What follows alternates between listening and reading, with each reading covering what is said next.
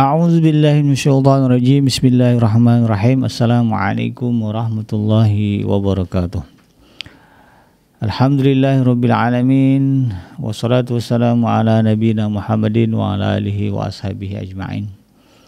Ya alim Allahumma alimna ma yanfa'una wanfa'na bima 'allamtana wa zidna ilma wa arina al-haqqa haqqan warzuqna ittiba'ah wa arina al-batila batila warzuqna ijtinabah. Rabbana zidna ilman warzuqna fahman wa rizqan thayyiban wa amalan mutaqabbalan. Ya al-haq adkhilna mudkhala sidqin wa akhrajna mukhraja sidqin wa ja'alna min ladunka sultanan nasira. Ya al-haq wa zahaqal batil innal batila kana zahuqa. Ya al-ghafur rabbana innana amanna faghfir lana dzunubana wa qina adzabannar. Amma ba'd. Alhamdulillah, segala puji dan syukur adalah milik Allah. Kembali kita berjumpa di channel iDream TV dalam program Keluarga Muslim, ya, di mana insyaallah kita akan sama-sama belajar tentang bagaimana cara mewujudkan cita-cita kita di dalam rumah tangga, yaitu rumah tangga yang sakinah, ya, yang tentram, mawaddah, penuh cinta, ya, warahmah, penuh dengan kasih sayang. Sehingga kemudian, ya, rumah tangga kita menjadi seperti yang digambarkan oleh Rasulullah, baiti jannati, ya, rumahku seperti surga bagiku. Tidak lupa kita baca salawat dan salam, Allahumma shalli ala Sayyidina Muhammad wa ala ali Sayyidina Muhammad. Assalamualaikum ayuhan Nabi wa rahmatullahi wabarakatuh.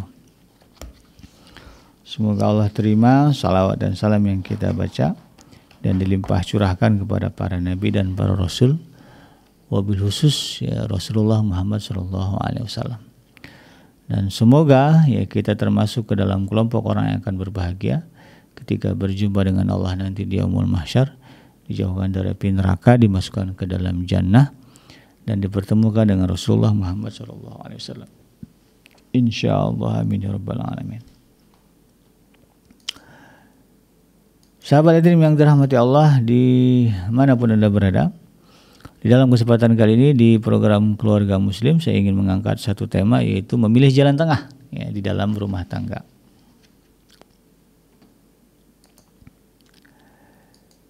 Hal ini, sahabat yang dirahmati Allah,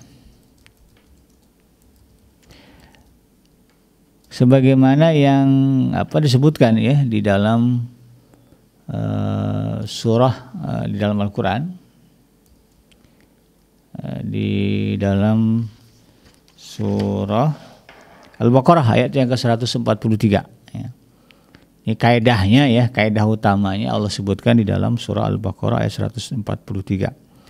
Allah Subhanahu wa taala berfirman, a'udzubillahi minasyaitonirrajim, wa kadzalika ja'alnakum ummatan wasata litakunu syuhada 'alan nasi wa yakunu rasulu 'alaikum syahida, ya. Ini penggalan ayatnya. Wa kadzalika ja'alnakum ummatan wasata, ya, dan demikianlah kata Allah, kami telah menjadikan kamu, ya, umatnya Nabi Muhammad SAW, kita ini umat yang datang setelah Rasulullah Muhammad SAW, sebagai umat yang berada di tengah, ya, ummatan wasata, ya, umat yang adil, ya. Ya, litakunu syuhada 'alan nas, agar dengan itu kamu nanti menjadi saksi atas perbuatan manusia, dan agar Rasul yang Muhammad menjadi saksi atas perbuatan kamu. Jadi poinnya adalah, sebagaimana Allah sebutkan, wa kadzalika ja'alnakum ummatan wasata, ya, demikianlah kami jadikan kamu sebagai umat pertengahan, ya, yang adil, ya, kalau mau dibilang adil lah, itu kan. Ya, tapi lebih tepatnya pertengahan, tidak condong ke kiri, tidak condong ke kanan, ya, tidak condong ke satu pihak, tidak condong ke pihak yang lain, ya. Jadi ayat ini, ya, kemudian melahirkan konsep wasatiyah, ya, wasatiyah, ya, sebuah konsep bagaimana menjadi umat yang pertengahan, ya, sebagaimana dikehendaki di dalam ayat ini. Jadi orang Islam itu nggak boleh ekstrim, ya. Bukan berarti tidak boleh memihak, ya, Ya, nggak boleh, bukan berarti harus netral, tidak. Ya, memihak itu wajib ya. Kan kalimatnya ja'al haq wa zahaqal batil kan, innal batila kana zahuqa. Ya, telah datang yang hak maka lenyaplah yang batil. Sesungguhnya yang batil itu akan lenyap. Kalau opsinya yang hak yang batil ya kita semihak. Nggak boleh netral gitu ya. Tapi dalam konteks amaliyah, ya, kegiatan perbuatan sehari-hari kita, tindak tanduk kita ya berkaitan dengan kebaikan-kebaikan ya, katakanlah begitu, kebaikan-kebaikan, maka prinsipnya dalam hal ini jangan berlebih-lebihan, jangan gulu ya, jangan ekstrim ya. Cukuplah kita berada pada posisi di tengah. Nah, sehingga dalam banyak hal ya, ketika kita berbicara aktivitas rumah tangga kita ya, apakah itu konflik ya di dalam rumah tangga, kan biasa konflik ada ya, apakah itu kemudian gaya hidup ya, apakah itu kemudian manajemen keuangan, apakah itu pendidikan ya. Nah, dalam hal ini konsep ya, ummatan wasata ya, atau wasatiyah ini kemudian kita pakai, kita terapkan. Kita memilih jalan tengah di dalam urusan-urusan itu. Kenapa? Karena ya, kalau kemudian kita berlebihan, mengambil sikap ekstrim, ya lebay lah ya kalau kata orang sekarang, efeknya nggak baik. Ya, dalam Al-Quran itu banyak penegasan sesuatu yang dilakukan berlebihan itu Allah tidak suka. Ya, ayatnya jelas, innallaha la yuhibbul musrifin. Ya, Allah itu nggak suka dengan orang yang berlebih-lebihan. Ya, ada ayat itu kan, kulu wasrobu wala tusrifu, makanlah minumlah tapi jangan berlebih-lebihan. Ya, kita ambil contoh lah bab makan. Bab makan itu kan baik ya, kita perlu makan menunjang kehidupan, kesehatan. Tapi ketika kita berlebihan dalam urusan makan ya, jadi penyakit itu ya, kelebihan gula jadi diabetes, kelebihan lemak jadi kolesterol ya, kelebihan garam jadi darah tinggi kan gitu. Itu penyakit mematikan semua itu ya. Kurang juga nggak boleh ya, kurang gula jadinya kurang lemak kurus ya, gitu ya, malnutrisi ya, gitu. Kurang garam yang makan hambar gitu kan, nggak ada selera. Ini nggak boleh juga, kurang tidak boleh, berlebihan juga tidak boleh. Tetapi dalam hal ini kita ambil di posisi yang tengah ya, karena itu kemudian Rasulullah pernah mengatakan khairul umuri awsatuha. Sebaik-baik perkara ya dalam kehidupan seorang muslim itu yang paling bagus ya yang di tengah-tengah. Ini dalam konteks tadi ya, kebaikan-kebaikan. Bahkan dalam ibadah sekalipun Rasulullah SAW pada prakteknya banyak melarang ya, mencegah kaum muslimin untuk kemudian berlebih-lebihan di dalam urusan ibadah. Berlebih-lebihan dalam artian kesannya memaksakan ya, jadi lebay begitu kan. Ya, ada satu riwayat menyebutkan ketika itu Rasulullah masuk ke masjid, kemudian dilihatnya ada tambang melintang. Ada tambang melintang di Mesir gitu kan. Ditanya, ini siapa punya kerjaan? Disebutkan ya, seorang wanita dari golongan Ansor kalau nggak salah. Ya, beliau yang buat Rasulullah. Kenapa? Ya dia katanya kadang-kadang kalau sholat malam ngantuk gitu kan, maka dia paksa ya, dia berdiri dengan memegang tali itu biar nggak jatuh sambil ngantuk, dipegang tali. Karena kan kalau ngikut sunnah Rasul gitu, Rasulullah sholat lama ya, kalau sendirian itu sholat malam itu lama. Jadi ada sahabiah yang kemudian ingin memaksakan sholat lama ya, karena berhadapan dengan kantuk ya, akhirnya dipegang, dibuat tali. Apa kata Rasulullah? Buka. Ya, jangan paksakan. Nah, gitu ya. Dalam riwayat itu dikatakan kalau kalian ngantuk ya tidurlah gitu kan. Nggak usah maksain kemudian sholat malam lama-lama. Gitu. Jadi dalam satu sisi ulama mengatakan dalam hal ini ya, ibadah berlebihan pun dilarang. Ada ayat yang menegaskan kalau sholat itu kan jangan mengeraskan suara, jangan juga kemudian memelankannya. Ya tengah-tengah di antara itu. Kenceng banget nggak boleh, nggak kedengeran, apalagi juga nggak boleh. Tapi apa? Ya di tengah-tengah itu. Ya. Jadi ya, dalam ibadah saja Allah Subhanahu wa taala menekankan ya, jalan tengah. Nah, dalam ibadah tuh. Padahal kan kalau bicara ibadah kan Allah tegas-tegas Allah katakan wa ma khalaqtul jinna wal insa illa liya'budun. Tidaklah aku ciptakan jin dan manusia kecuali untuk beribadah menyembah. Tapi kemudian ketika prakteknya Allah ya, dan Rasulnya melarang kita berlebih-lebihan ya, untuk menjalankan ibadah. Ya. Jadi ambil yang tengah-tengah. Ya. Kenapa? Ya tadi efeknya juga negatif itu. Makan, ya kalau kita ambil contoh tadi makan, ya, makan berlebih-lebihan akan mendatangkan masalah kepada kesehatan fisiknya. Maka ibadah pun sama, kalau berlebih-lebihan dalam ibadah ya, bisa mendatangkan masalah kesehatan ya, hati. Ya. Apa contohnya? Ya, bisa jadi kufur itu, jadi riya. Ya. Dulu ada namanya ya, kisah Barsiso. Nah, ya. Masyhur lah ya di kalangan para ulama Syafi'i ya, kisah Barsiso ini. Itu ibadahnya luar biasa itu. Tapi kemudian berhasil dikalahkan oleh setan yang menyamar. Nah, gitu ya. Kenapa kok ada orang ibadahnya lebih hebat dari dia gitu kan? Oh, dia pengen banget tuh. Nah itu tuh ya. Dan karena itu kemudian dia berhasil dikelabui, ya. Ditipu, ya, akhirnya kemudian mati dalam keadaan murtad. Nah, ya, dalam itu cerita tentang ulama orang soleh di zaman Bani Israel. Jadi memang umatnya Nabi Muhammad nggak boleh begitu. Ya kalau kita perhatikan Rasulullah SAW, ini kan nggak berlebih-lebihan. Kalau berbicara paling alim ya Rasulullah paling alim, paling rajin ya Rasulullah paling rajin. Tetapi dalam beberapa riwayat dikatakan Rasulullah mengedepankan jalan tengah, ya.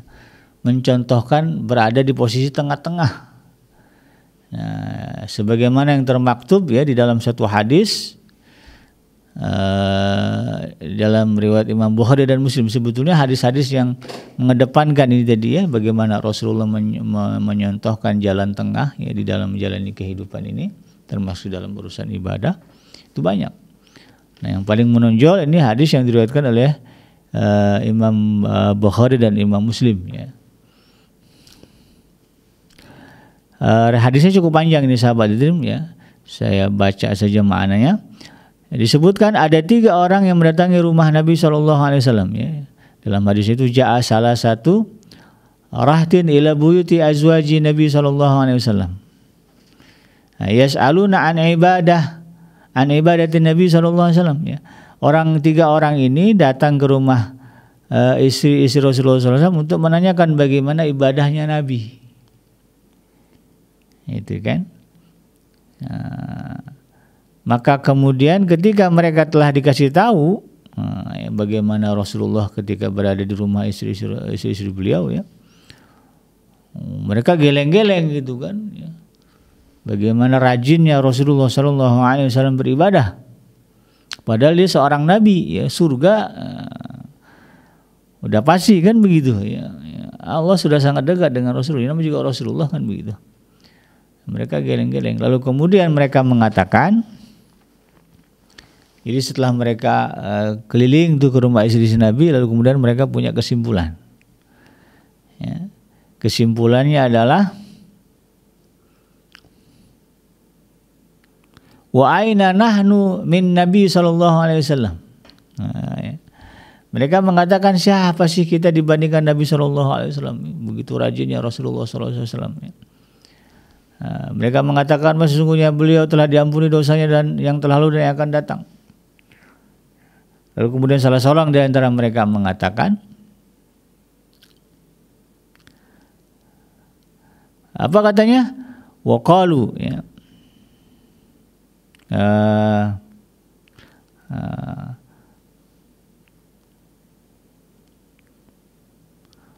Qala ya ahaduhum ya, maka berkatalah salah seorang di antara mereka setelah punya kesimpulan itu gitu.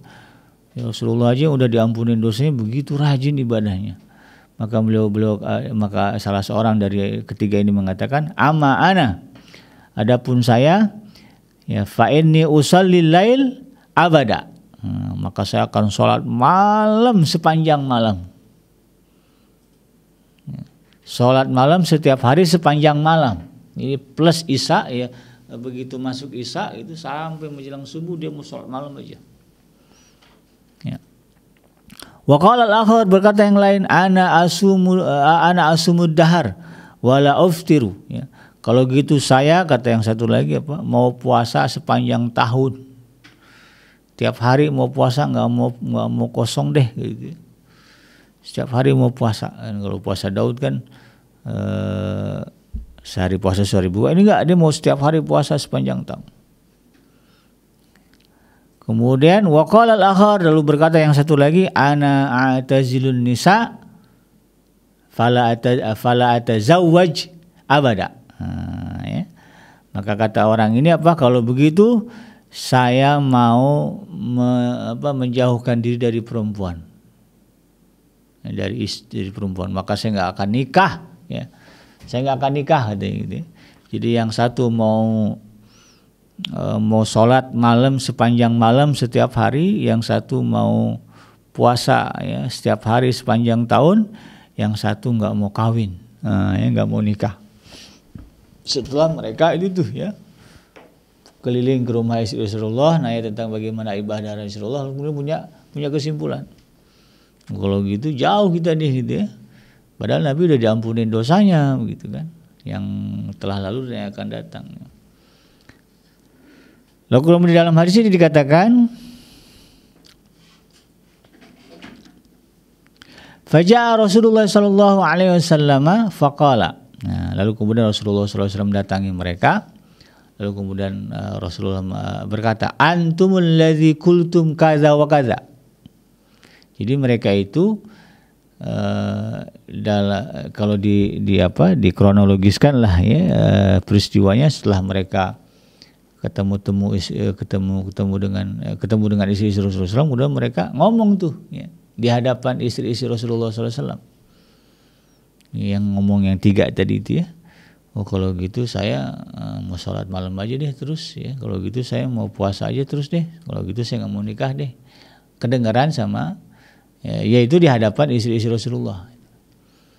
Maka kemudian ketika Rasulullah ketemu dengan istri-istri beliau ya, diceritain tuh, ya Rasul tadi ada orang bertiga nanya gini-gini. Terus apa kata dia?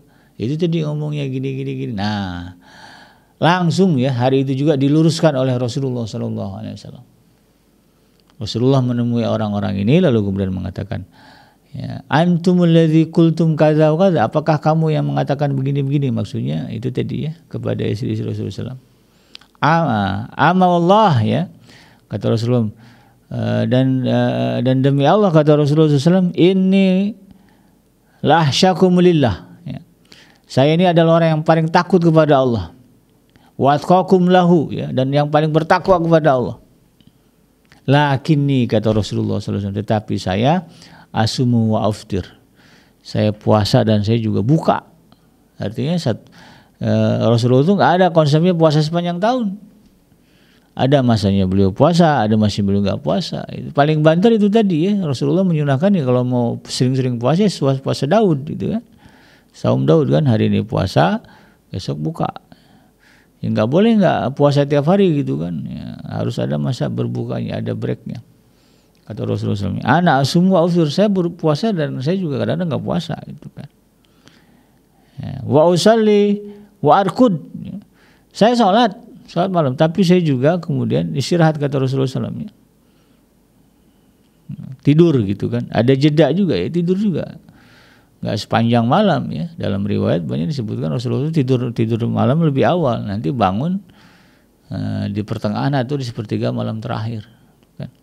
Bukan dari isya manteng gitu ya, sampai subuh nggak tidur enggak ya, kecuali di bulan Ramadan ya Rasulullah di 10 malam terakhir ya, itu kemudian lebih banyak begadangnya ya, habis tarawih nggak tidur Rasulullah, menunggu malam Lailatul Qadar. Kata Rasulullah berkata apa? Wa atazawwaju nisa ya. Dan saya juga menikahi perempuan. Jadi walaupun saya seorang nabi itu kan dekat dengan Allah ya, paling bertakwa kepada, tapi dalam urusan kemanusiaan saya juga punya istri gitu kan. Nggak ada niatan Rasulullah itu kemudian nggak nikah gitu kan. Karena pengen ibadah terus kepada Allah sampai kemudian nggak mau nikah. Bahkan istri Rasulullah bukan satu. Ya. Istri Rasulullah SAW itu ya, dalam riwayat ya beliau pernah memperistri 13 orang.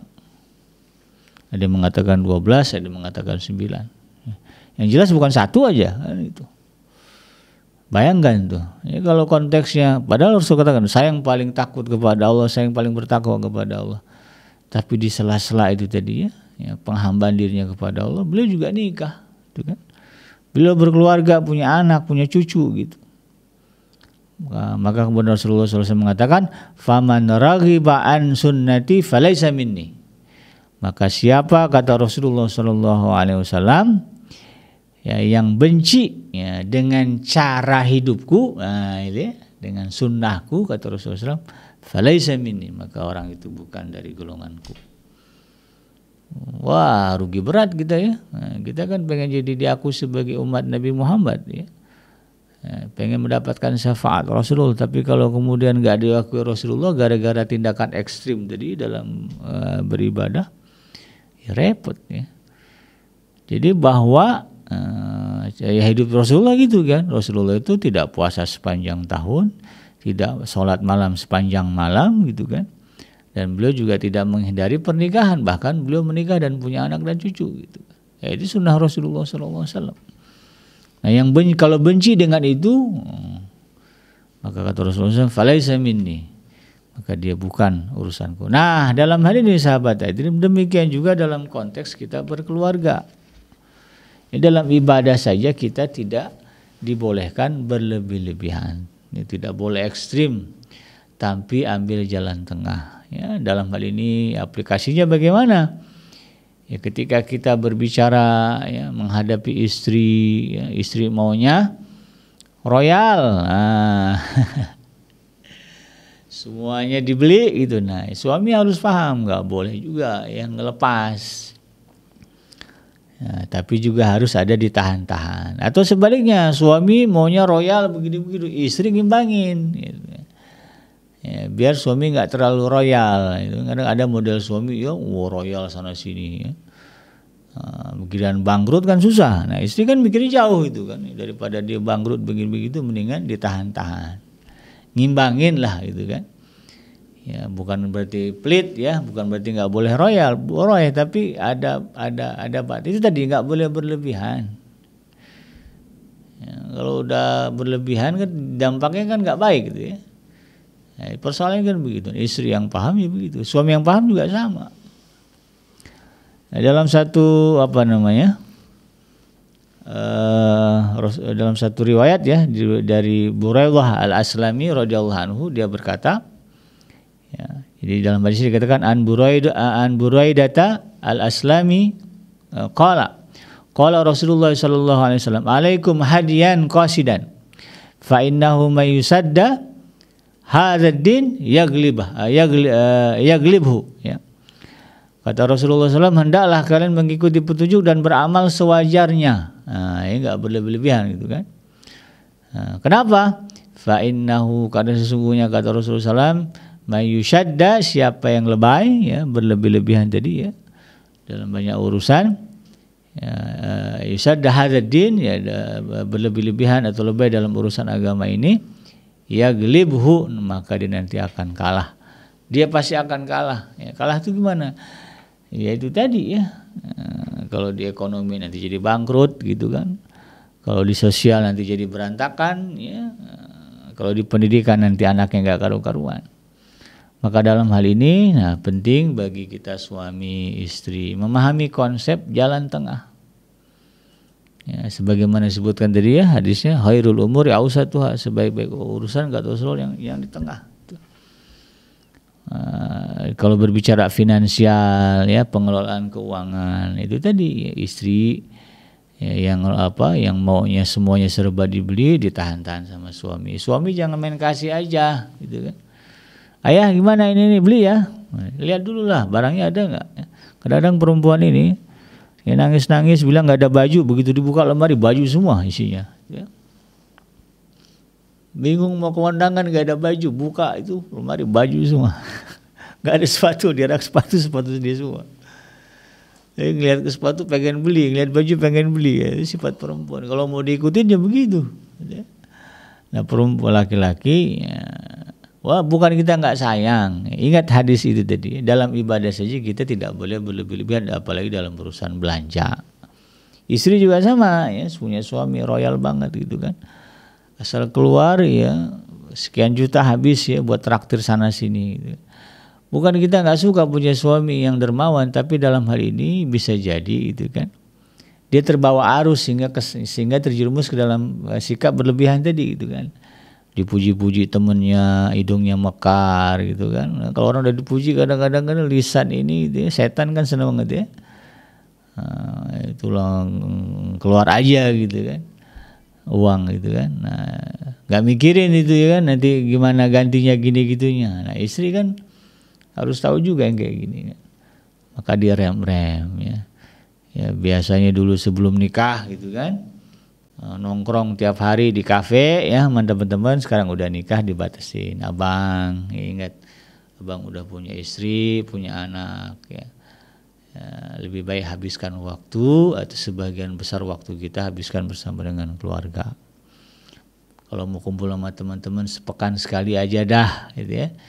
Jadi paling banter sebulan 4 kali ya, mau mancing ya sepekan sekali, jangan tiap hari mancing ya, karena abang punya anak ya, anak ini amanah bang gitu ya. Kalau abang abaikan amanah ini, abang sia-siakan, abang gak tanggung jawab, di akhirat nanti abang susah. Nah istri yang solehah begitu ngasih tahu suaminya. Suami yang soleh juga gitu ya, Dinda bukan karena nggak mau ngasih belanja lebih-lebih ya, bukan karena nggak sayang ya, tapi ingat gitu ya, tuh baju masih banyak ya, sepatu tuh ada itu ya, mobil udah nggak ada garasinya gitu ya, motor udah berderet, mau beli apa lagi, beli motor buat apa lagi gitu kan. Innal mubazirina kana ikhwana syayatin. Ingat ya Dinda bahwa yang orang mubazir itu saudaranya setan. Sadarkan itu. Sehingga kemudian dia tidak berlebih-lebihan. Karena banyak rumah tangga hancur kan itu tadi ya, suami terlalu los ya, apa yang mau istrinya dikasih. Tahu-tahu dia selingkuh. Diporotin sama laki-laki, suaminya enggak tahu ya. Pokoknya istrinya minta dikasih padahal bukan buat istrinya, buat selingkuhannya. Itu banyak kasusnya itu. Akhirnya apa? Berantakan rumah tangga. Nah, bisa dibayangkan ya. Nah, demikian juga dalam konteks mendidik anak, keras tidak boleh, lunak pun tidak boleh. Ya, lunak betul-betul lunak nggak boleh juga. Ya, keras sekeras-kerasnya juga nggak boleh. Ya kita harus ada masanya kita melunak, ada masanya kita harus tegas dan keras kepada anak. Itu urusan tengah itu begitu. Ya, dalam bersikap ya kepada istri, kepada suami sama ya. Terlalu berlemah lembut juga tidak boleh, kemudian tegas banget juga tidak boleh. Ya, ambil yang tengah-tengah. Ya. Ya, kalau mau keras jangan keras banget lah gitu kan, nggak boleh. Dalam Islam itu kan kalau kita mau keras pun ya, kalau katakanlah ya, harus memukul, yang dipukul bukannya wajah ya, bukannya area yang kemudian mematikan, tetapi bagian yang nggak ada dagingnya gitu ya, bagian tapak kaki, tapak tangan ya, betis ya, itu dibolehkan. Mukul ya juga bukan kayak mukul maling begitu ya, tapi mukul karena sayang, kan beda gitu ya.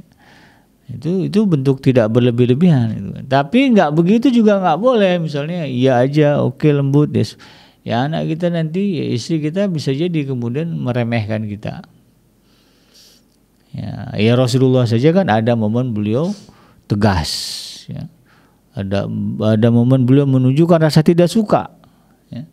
Tidak selalu inggih gitu, enggak ya, Jawa kan begitu ya, dalam bahasa Jawa ya kan.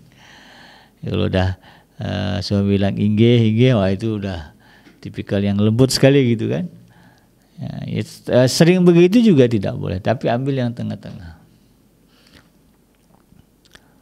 Ya, kenapa? Ya, karena itu tadi ya, bahwa hidup ini bervariasi situasi dan momennya. Maka kemudian jangan kita terjebak di dalam satu kondisi, ya. Ibarat ginilah ya, orang sarapan ya sahabat Dream. Ini kan banyak orang yang kena penyakit macam-macam tuh karena itu tadi ya, selalu terlalu terjebak di dalam satu keadaan ya. Misalnya sarapannya tiap pagi nasi uduk aja, bahaya tuh ya. Tiap pagi sarapan, tiap hari nasi uduk, gorengan nasi uduk, itu dalam tempo 2-3 tahun tuh bisa kena jantung itu. Gitu kan? Harusnya kan apa? Jangan bertahan di situ aja, dikombinasikan, divariasikan. Hari ini sarapan nasi uduk, besok lontong sayur, besok apa? Ya salad ya. Salad sayur, besok salad buah ya pagi-pagi. Besoknya puasa, itu kan enggak sarapan. Itu bagus. Jadi nggak stay dalam satu keadaan. Ya. Dan demikian juga ketika kita berbicara bagaimana berinteraksi sosial dengan anak-anak kita, bagaimana cara kita mendidik, harus ada variasi yang intinya kemudian posisinya di tengah. Ya.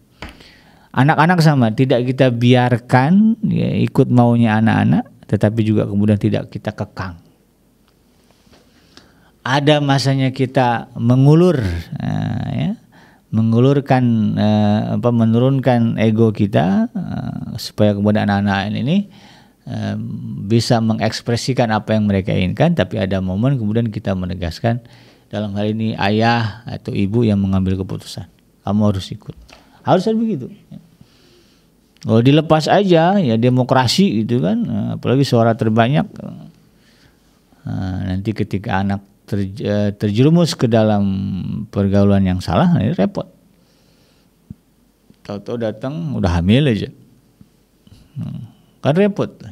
Terlalu dibebaskan, nggak dilarang-larang. Ya harus ada momennya kita membolehkan, ada momennya kita melarang. Ada momennya anak ini kita kita pantau, ya, maksudnya kita tegaskan kamu nggak boleh gini-gini. Ada momennya kita biarkan saja. Kalau saya lebih kepada memantau, ya. Kalau sudah di luar kewajaran, ya, sudah menyimpang, ya, itu langsung saya tegur. Jadi mereka tahu bahwa orang tuanya tidak cuek, tetapi memperhatikan. Jadi kadang kalau dimikir orang tua nyantai, cuek dia mah, itu bahaya tuh. Kalau udah terpatrik di pikirannya gitu. Tapi kalau ada di pikirannya orang tua saya mantau dalam artian, kalau saya salah bertindak, saya salah mengambil keputusan, orang tua akan bertindak. Nah, itu yang bagus. Ya, jadi sama halnya kita dengan Allah lah gitu ya. Bahwa kita tahu Allah itu dalam banyak urusan ya, mengatur kita. Ini harus begini. Tapi di sisi lain juga Allah memberikan keleluasaan bagi kita untuk bersikap.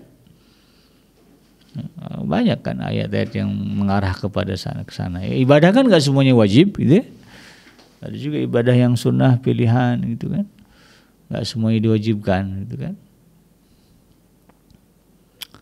Nah, jadi ini yang kemudian harus menjadi jalan ya, atau cara kita di dalam menjalani kehidupan rumah tangga. Ambil yang tengah-tengah. Apalagi dalam berbicara konflik, kalau sudah ada konflik harus memihak begini begitu, maka pintar-pintarlah mencari solusi atau mencari jalan tengah dari persoalan. Harapannya apa? Semoga kemudian dengan itu rumah tangga kita bisa berjalan dengan stabil. Nah, ibarat mobil itu nggak miring ke kiri, nggak miring ke kanan, tapi steady. Motor juga sama lah ya, nggak miring ke kiri, nggak miring ke kanan, nggak miring ke depan atau ke belakang, tapi stabil. Kan enak begitu ya. Kita naik mobil miring ke kiri, ngeri itu. Ya. Ya, apalagi nenggak mobilnya, wah repot ya. Tapi stabil. Nah, kalau rumah tangga kita jalannya stabil, maka insya Allah ya, tentu kita yang berada di dalamnya juga nyaman, gak was-was. Ya. Bahasa lainnya itu tadi ya, sakinah, tentram. Ya. Kan tujuan kita berumah tangga kan bagaimana rumah tangga kita tentram. Ya. Nah, salah satu upaya untuk menjaga ketentraman rumah tangga itu tadi dia. Menjalani kehidupan ya dengan memilih jalan tengah di dalam rumah tangga.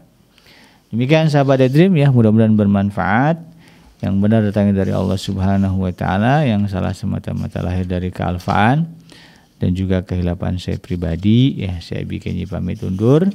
Hasbiyallahu la ilaha illa huwa alaihi tawakkaltu wa huwa rabbul arsyil azim. Subhanaka Allahumma rabbana wa bihamdika asyhadu an la ilaha illa anta astaghfiruka wa atubu ilaik.